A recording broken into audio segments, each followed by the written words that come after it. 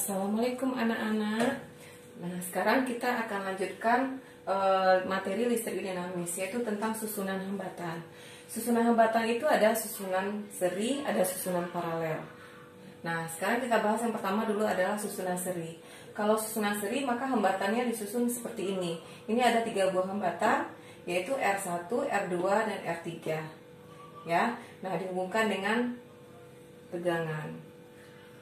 Nah, ini bisa kita gunakan yaitu hukum Ohm, yaitu V sama dengan I kali R. V adalah tegangan, I adalah kuat arus, R adalah hambatan. Apabila hambatan disusun secara seri, maka arus yang mengalir, nah arus kan mengalir dari kutub positif ke kutub negatif. Nah, jadi ini arus mengalir. Nah, kalau misalnya disusun secara seri, maka arus yang mengalir pada R1 akan sama dengan arus pada R2 akan sama dengan arus pada R3. Jadi I-nya akan sama dengan I1 sama dengan I2 sama dengan I3.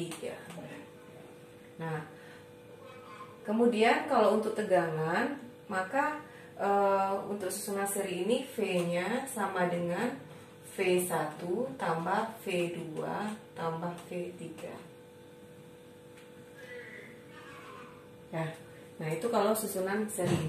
Contoh soalnya gini, misalnya ada 3 buah hambatan R1, R2, R3, masing-masing R1 3 ohm, R2 3 ohm, R3 6 ohm. Nah, kemudian tegangannya sama dengan 6 volt. Maka tentukan berapakah hambatan totalnya, kemudian berapakah kuat arusnya, kuat arus pada I1, kuat arus pada I2, dan kuat arus pada I3, kemudian berapakah tegangan pada R1, pada R2, dan pada R3. Nah, sekarang kita akan tentukan berapa hambatan apabila disusun secara seri. Nah, hambatan total ketika kita susun secara seri, maka R seri sama dengan R1 tambah R2 tambah R3. Nah, jadi sehingga berarti R totalnya adalah R serinya 3 ditambah 3 ditambah 6. Hasilnya adalah 12 ohm. Nah, itu R seri. Sekarang kita akan mencari berapakah arus yang mengalir.